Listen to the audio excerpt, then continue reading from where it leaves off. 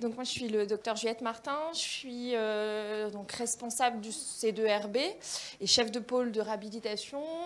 Et c'est au sein du C2RB qu'on a développé un dispositif d'intervention précoce un petit peu particulier qui s'appelle l'équipe transition, qui a été financé par un FIOP et pérennisé donc en 2023. On a été retenu projet Pépite.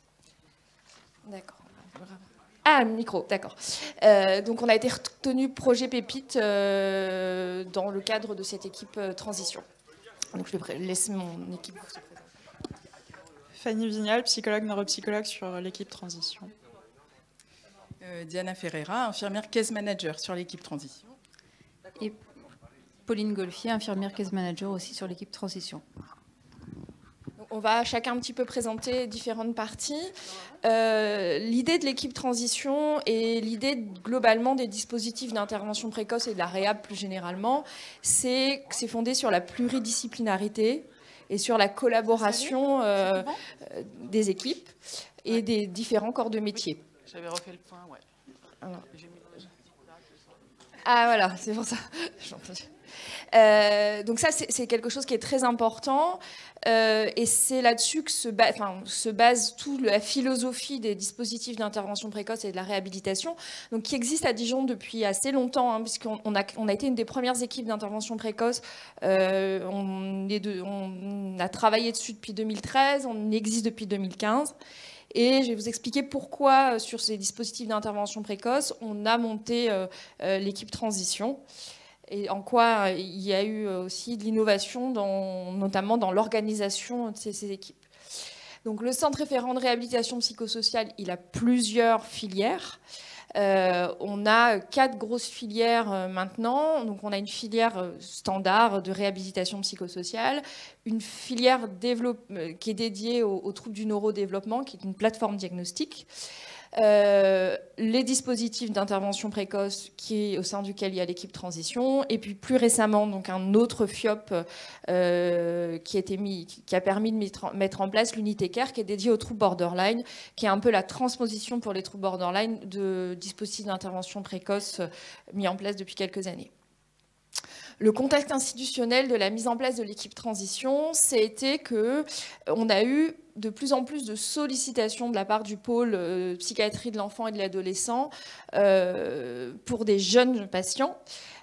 Au départ, on était sur une limite d'âge entre 17 ans et demi, où on nous disait ça serait intéressant que vous puissiez les prendre en charge, le temps que les soins se mettent en place, ils vont avoir 18 ans, ils vont relever de la psychiatrie adulte. Donc ça a commencé comme ça, notre collaboration avec le pôle PEA, avec des jeunes qui étaient à la limite de l'âge de prise en charge de notre dispositif, initialement 18 ans. Et puis en fait, avec le temps et notamment le développement de la consultation ultra haut risque, on a eu le pôle PEA nous a adressé des personnes de plus en plus jeunes. Et puis quand ils ont commencé à nous demander des avis et des prises en charge sur les jeunes de 15 ans, on a dit qu'il fallait une équipe un peu plus dédiée. Il y a quand même des particularités, notamment en termes de bruit clinique et de diagnostic différentiel un peu plus particulier sur cette population. Et donc on s'est dit qu'on allait mettre en place une équipe dédiée. Une des autres particularités, ça a été le travail aussi qu'il existe de transition entre l'âge adulte et entre l'adolescence et l'âge adulte et entre ces prises en charge qu'il y a en pédopsychiatrie et dans les pôles adultes. Et donc vraiment, c'est essayer de fluidifier les parcours de ces jeunes pour éviter les ruptures. Donc, partie de tous ces constats, on a décidé de faire évoluer le centre d'intervention précoce et on a soumis le projet de FIOP équipe transition. Donc, l'équipe transition, c'est une équipe mobile de prévention, détection et prise en soin des troubles émergents et des troubles du neurodéveloppement sans déficience intellectuelle du jeune entre 15 et 25 ans, qui va en plus favoriser le maintien dans la réinsertion, c'est-à-dire le maintien de la scolarité ou le maintien de la formation. Il est administrativement, on va dire, rattaché au pôle réhab, mais il est sur les 2 pôles. Donc, il est rattaché au pôle de réhabilitation et au pôle PEA de notre établissement. Et il est une évolution donc, du dispositif d'intervention précoce du C2RB qui était préalablement existant. avec des interventions et des objectifs similaires. En gros, c'est une extension du CIP à partir de 15 ans, mais avec cette population cible à 15-25 ans, et donc avec comme indication le risque d'émergence d'un trouble psychique, donc un trouble psychotique ou un trouble bipolaire principalement, les premiers épisodes psychotiques et les premiers épisodes de bipolarité, certaines psychoses débutantes, mais également certains troubles du neurodéveloppement sans déficience intellectuelle, avec un objectif de réinsertion ou de maintien dans les études.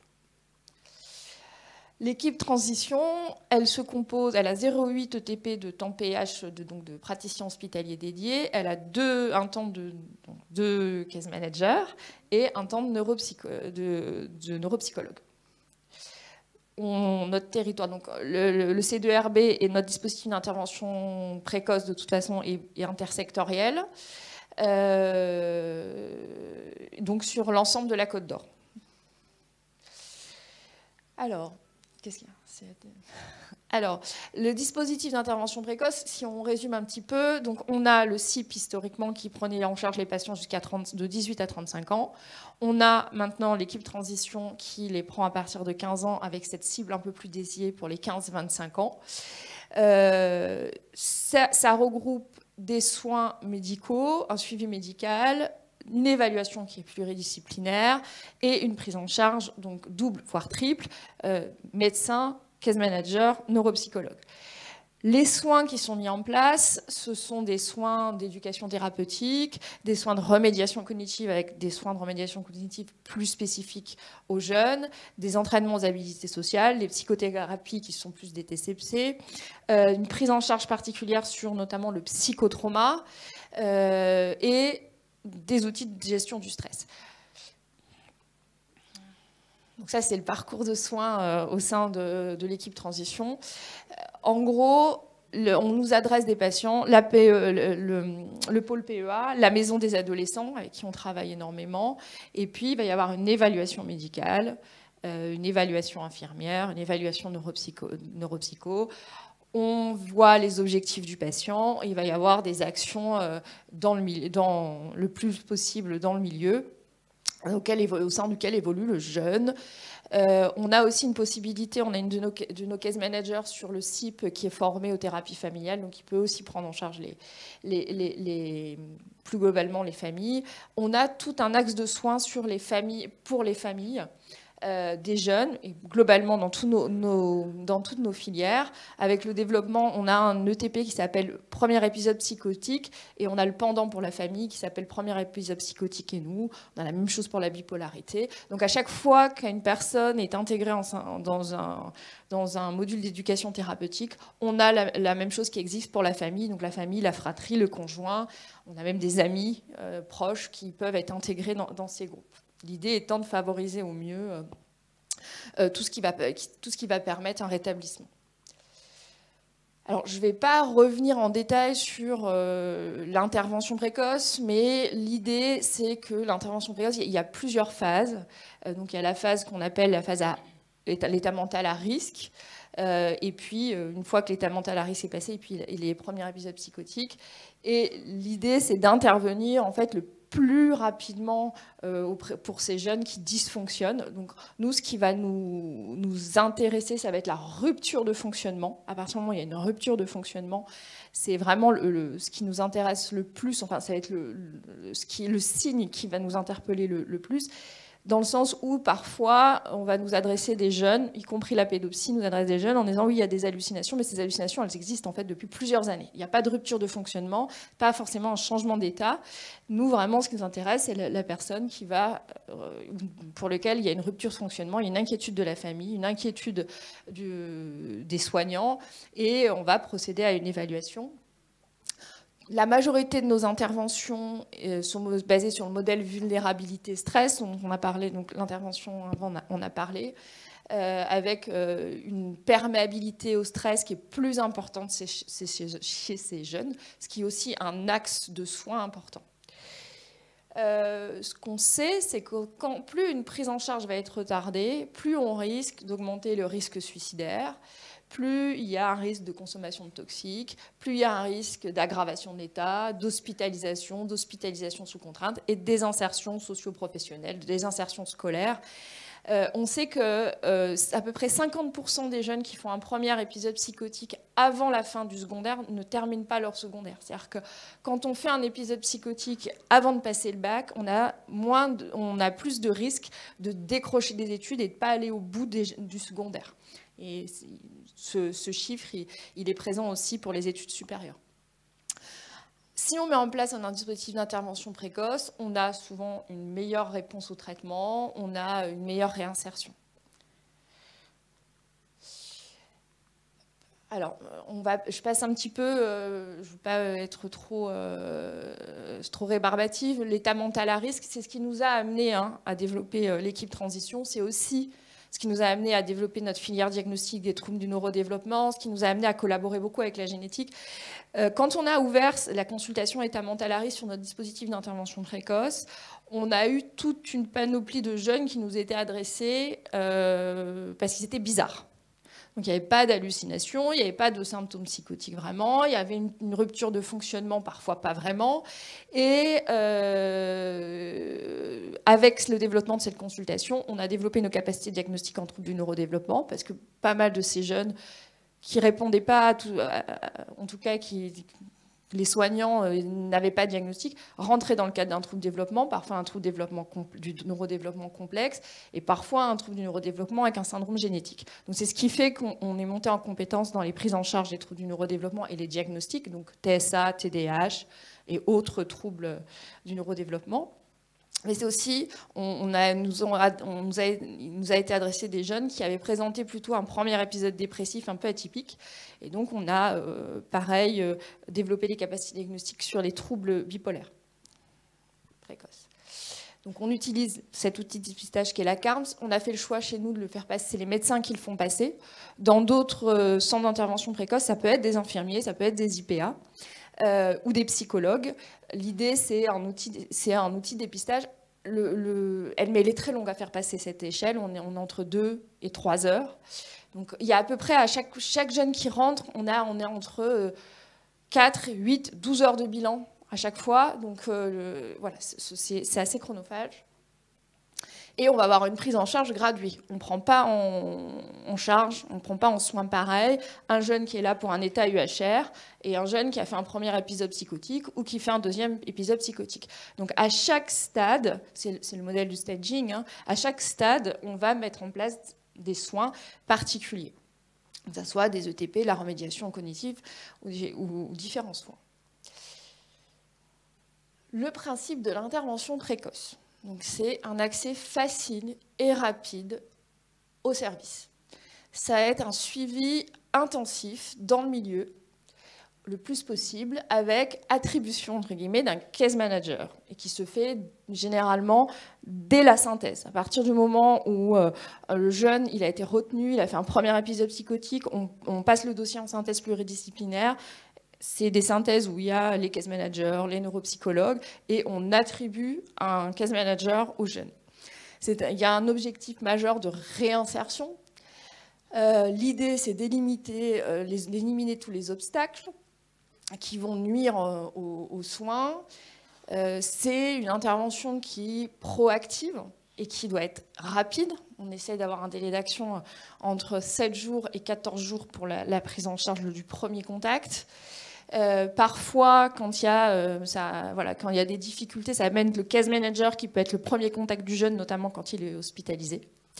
Ce sont des interventions qui sont adaptées aux jeunes. C'est des interventions proactives, spécifiques. On n'a pas les mêmes interventions pour chaque patient. C'est vraiment en fonction du projet de la personne. On est vraiment sur un modèle qui est complètement médico-décentré.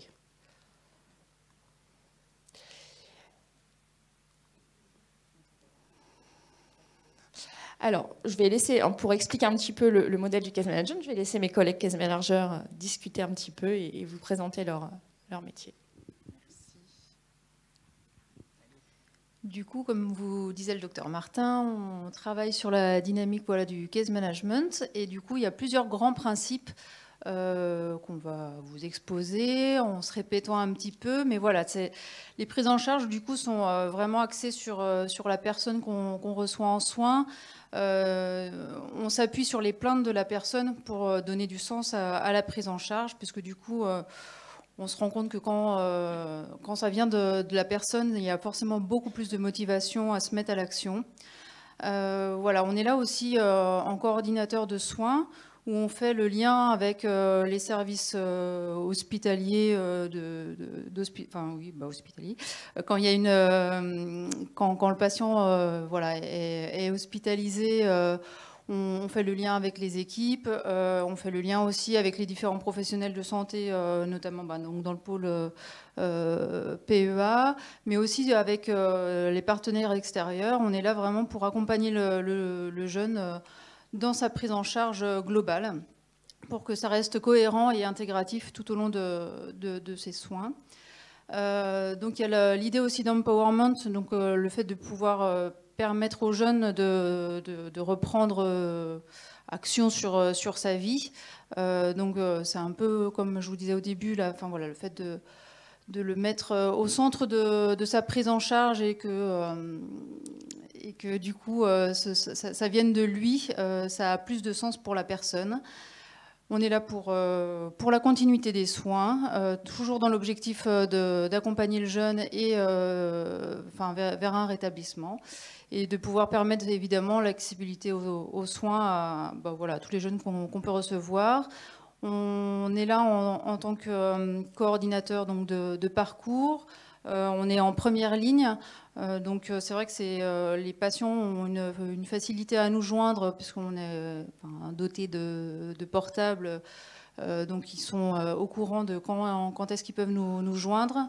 Voilà, donc c'est vrai qu'il y a une facilité de prise en charge qui est vraiment intéressante et dynamique. Voilà. Donc là, ça va reprendre un petit peu ce que vient de dire Pauline. Notre rôle, c'est avec l'usager toujours d'évaluer ses besoins. Effectivement, on va essayer au maximum de ne pas anticiper des besoins. On va partir vraiment de ses plaintes. Pour ça, on a des outils comme le bilan de vie quotidienne qui fait émerger parfois justement les besoins, les demandes. On développe avec lui un plan de soins en fonction des besoins. Donc voilà, on organise et on coordonne les soins. Donc ça, on l'a déjà dit. On travaille beaucoup, compte tenu de l'âge de la population qu'on accompagne, avec les familles, avec les écoles, avec les employeurs, avec les organismes qui favorisent la réinsertion professionnelle des jeunes, donc notamment la mission locale, qui est un de nos grands partenaires, l'éducation nationale aussi, évidemment, France Travail, enfin, voilà, tous ces partenaires-là. Je ne vais pas reprendre la suite parce que Pauline l'a déjà dit. Nos forces, c'est vrai que dès notre prise de fonction, on a eu la chance d'avoir des formations qui nous permettent justement d'être acteurs de première ligne avec toutes les responsabilités du coup que ça génère. Mais pour ça, il faut être formé, je trouve. Enfin, nous, avec Pauline, on est d'accord là-dessus. En plus de notre expérience, mais aussi de notre formation initiale, c'était intéressant qu'on ait davantage de formations. Donc, on a eu la chance de faire des DU et puis aussi des formations à des thérapies, d'autres outils qui nous ont permis de créer notamment, on le verra plus tard, je ne vais pas spoiler, mais des outils à destination des jeunes et de leurs familles. Flexibilité, oui, ça c'est l'avantage notamment des téléphones portables, puisque le jeune peut nous joindre via SMS parfois, des fois c'est beaucoup plus simple pour eux. Maintien de l'optimisme et de l'espoir évidemment, mais je pense que c'est ce qu'on a tous à cœur de faire. Et voilà. Pour la partie neuropsychologie, alors pour expliquer un petit peu, on est sur l'ensemble de la filière intervention précoce et réhabilitation. On est 4 psychologues, dont 3 neuropsychologues, tous formés aux thérapies cognitives et comportementales ou à l'EMDR, et au psychotrauma pour notre psychologue qui est doctorante, enfin qui a un doctorat sur le psychotrauma.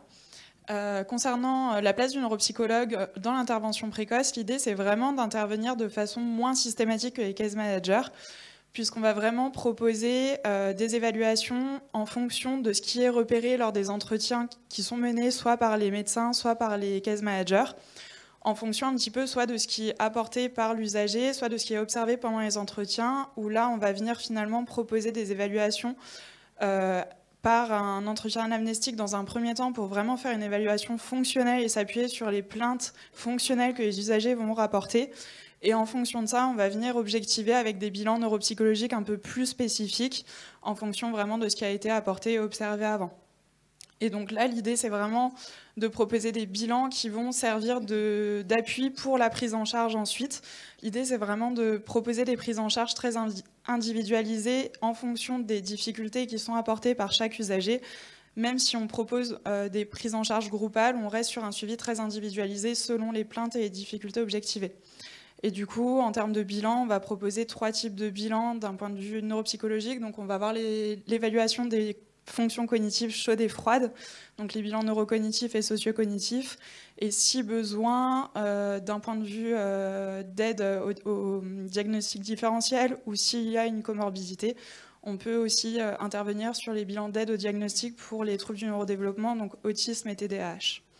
Et donc, comme je le disais, l'idée, c'est toujours de proposer une prise en charge adaptée et individuelle pour chaque usager, qui va vraiment s'appuyer sur les principes de remédiation cognitive, où là, on va venir essayer vraiment de favoriser le transfert et la généralisation de tout ce qu'on va travailler directement avec l'usager. Donc, dans un premier temps, on va soit chercher à travailler la métacognition, où l'usager va venir vraiment mieux comprendre son propre fonctionnement cognitif. Si on a une différence entre les plaintes qui sont émises et ce qui est objectivé lors de l'étape du bilan. Et si on a une cohérence entre les plaintes et ce qui est objectivé, on va directement passer à la remédiation cognitive pour vraiment accompagner l'usager dans sa vie quotidienne, puisqu'on sait que les troubles cognitifs font partie des prodromes et peuvent vraiment être un facteur de désinsertion, que ce soit sur le plan scolaire, social, professionnel. Et donc c'est vraiment limiter les risques et faire en sorte que l'usager puisse se réinsérer dans ces différents milieux de vie. Et donc maintenir ou soutenir le retour à la scolarité ou à l'emploi.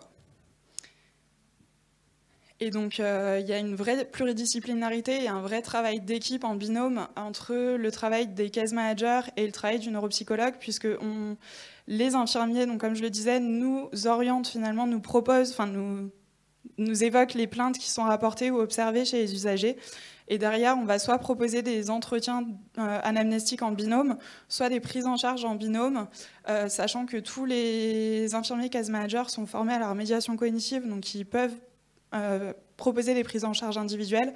On propose aussi beaucoup de prises en charge groupales en binôme, où à chaque fois, dans toutes les prises en charge groupales, on essaye de faire en sorte que ce soit un neuropsychologue et un infirmier qui co-animent et sont co-thérapeutes des soins en remédiation cognitive.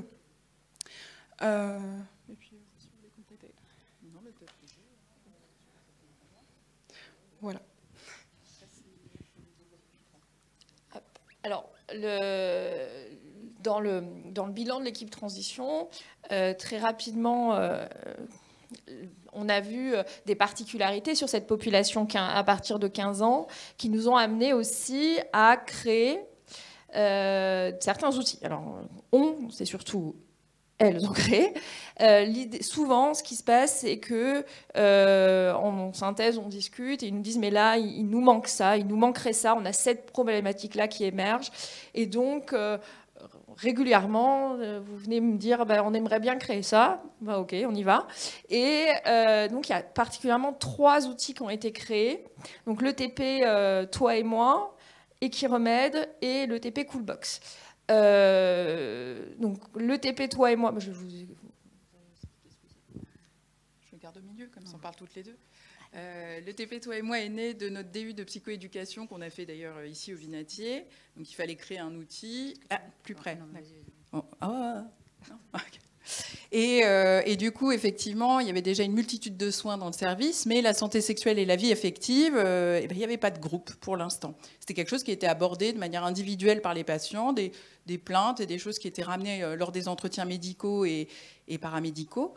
Donc voilà, on s'est lancé dans l'aventure de Toi et moi avec la validation de notre chef Juliette Martin. et de l'ARS. Et je dois citer tout le monde là? Non. Ah bon, ok. Maintenant, c'est un ETP, effectivement. Voilà, il est à destination des jeunes exclusivement sur l'intervention précoce, c'est transdiagnostic, mais c'est pour l'instant, il est pour nos jeunes de l'intervention précoce. Voilà, il n'est pas encore sur la filière réhab ou TND. Voilà. Tu as des choses à dire? Non, c'est très bien. Et puis Coolbox, je vais en profiter parce que je l'avais co-créé avec Madame Page, une autre infirmière. Donc là, il était question en fait de créer quelque chose un peu multifonction, à savoir d'apporter des outils de régulation du stress aux jeunes, mais en groupe. On trouvait ça beaucoup plus intéressant qu'en individuel pour certains. Il y a également une autre fonction de ce groupe, c'est qu'il ne dure il est sur 4 séances d'1 heure. Donc pour certains jeunes, par exemple, ça facilite l'accès à d'autres groupes un peu plus conséquents de psychoéducation, d'éducation thérapeutique. Donc 4 séances d'1 heure en tout petit groupe autour de cette régulation. Et puis voilà, je vais laisser Madame Vignal parler d'Equiremède. Et donc Equiremède, c'est un soin qu'on a co-créé avec Charlotte Page, infirmière case manager et moi. Où l'idée c'était, donc comme je l'expliquais juste avant, quand on a une dissociation entre les plaintes qui sont apportées par l'usager et ce qu'on objective dans l'évaluation neuropsychologique. L'idée, c'est vraiment de faire soit émerger une plainte quand on a un patient qui n'est pas en capacité de repérer ses difficultés. Et donc là, l'idée, c'est vraiment un petit peu de lui faire prendre conscience de ses difficultés, de faire émerger des plaintes pour l'orienter ensuite vers un soin de remédiation cognitive. Donc on travaille vraiment d'un point de vue levier motivationnel, avec diverses techniques motivationnelles issues des TCC. Et si, à l'inverse, on a un usager qui a beaucoup de plaintes, qui va nous apporter beaucoup de choses qui lui sont difficiles dans son quotidien, mais qu'à l'inverse, on n'objective pas de déficit cognitif, l'idée, c'est de re-questionner un petit peu si on oriente plutôt vers un soin de remédiation cognitive ou vers un autre soin qui lui serait peut-être plus adapté, de type TCC ensuite. Et donc là, l'idée, c'est plutôt de travailler avec des outils d'affirmation de soi pour faire prendre conscience à l'usager de ses compétences, de ses forces et un petit peu lui redonner confiance. Donc finalement, plutôt que de les insérer sur un soin de remédiation cognitive qui sera à hauteur de 2 séances par semaine sur 3 à 4 mois, finalement, ce soin Equiremède qui est beaucoup plus bref, on est sur entre 4 à 10 séances, des prises en charge qui sont soit individuelles, soit en petits groupes de 2 à 3 usagers quand on est en groupe, avec, donc je ne l'ai pas développé, mais on cède des chevaux pour proposer une médiation animale qui utilise des outils donc, de remédiation cognitive, de TCC et plein d'autres outils finalement pour proposer ça. Voilà. Alors, les liens, les collaborations avec le pôle PEA, ils ont été multiples. On est allé rencontrer l'ensemble des équipes, surtout sur la filière ado. Et puis, ça prend la forme de collaboration, donc participation à des synthèses, aux réunions médicales. Donc, les médecins de l'équipe transition vont aux réunions médicales du pôle PEA. L'équipe globale de l'équipe transition participe. Il y a des échanges synthèses, il y a des supervisions. On participe chacun aux journées de pôle. On a des rencontres, il y a des formations aussi. Donc, notamment, on est intervenu, on a formé l'ensemble de l'équipe de l'hôpital de jour ado au case management, puisqu'il y a cette volonté du pôle PEA de faire évoluer les prises en charge vers du case management. On a un gros partenariat, mais ça historiquement avec la maison des adolescents, où un de nos médecins va toutes les semaines repérer, à la demande de la maison des adolescents, faire passer des CARMS, repérer des jeunes qui potentiellement ont fait un premier épisode ou sont UHR. Et l'idée vraiment, c'est dans un lieu déstigmatisé, de pouvoir les amener aux soins et les dépister. Ensuite, ça c'est ce qu'on a pour vous donner une idée, mais c'est le principe de l'intervention précoce. Les équipes sont ultra formées. Ces formations permettent aussi de faire de nous-mêmes donner d'autres formations, parce qu'on donne des formations pour l'ensemble de nos outils créés, mais également des formations plus générales. Donc ça, c'est vraiment voilà, une liste non exhaustive des formations que nos case managers ont suivies, que nos neuropsychos ont suivies, mais aussi que les médecins suivent. C'est-à-dire que vraiment, on est dans des formations où tous les membres de l'équipe vont se former en même temps pour pouvoir mettre en place en force, et que si quelqu'un part, le soin et la formation ne soient pas vaines, en fait. Donc c'est pour ça que par exemple, beaucoup de médecins se forment à la remédiation cognitive. On a tous le DU de TCC, le DU de psychoéducation également. Voilà, après, il y a certaines spécificités, comme le DU santé sexuelle sur l'équipe transition. Mais voilà, globalement, voilà, vous avez les outils aussi pour votre autonomie. Les case managers sont très autonomes. Il y a une grosse relation de confiance entre les médecins et les case managers, hein, avec vraiment un lien qui est horizontal, voilà, c'est-à-dire qu'il n'y a pas de... Voilà, on décide en équipe. Moi, on est 6 médecins dans le service. On n'est pas tous centrés sur l'équipe transition, mais on intervient tous sur l'intervention précoce. Et voilà, on a une confiance sur l'évaluation clinique et également l'évaluation thérapeutique qui est assez importante.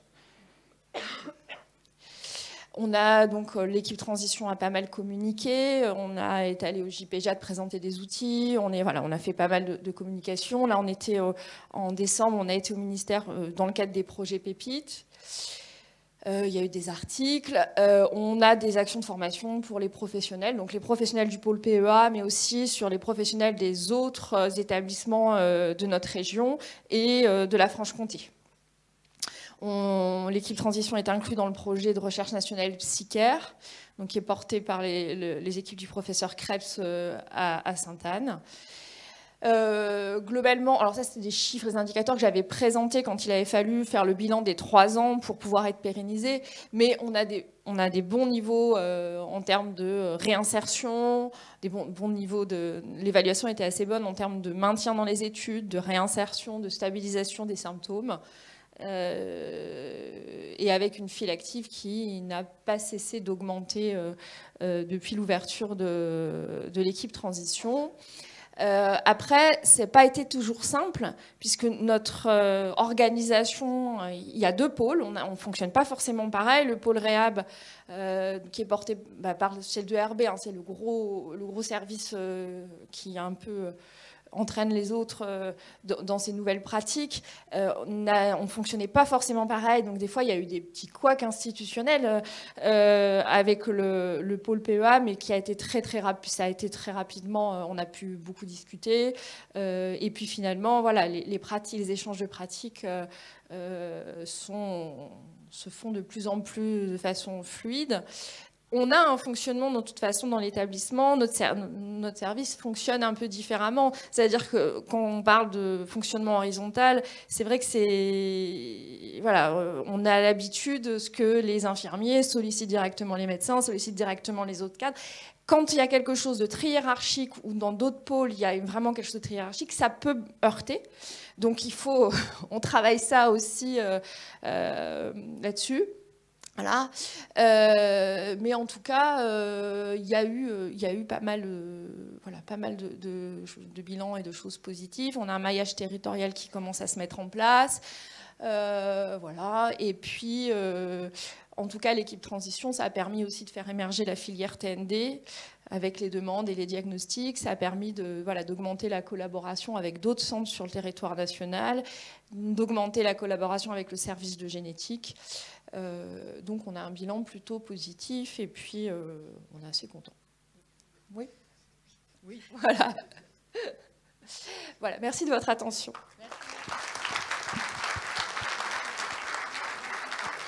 Merci pour cette présentation.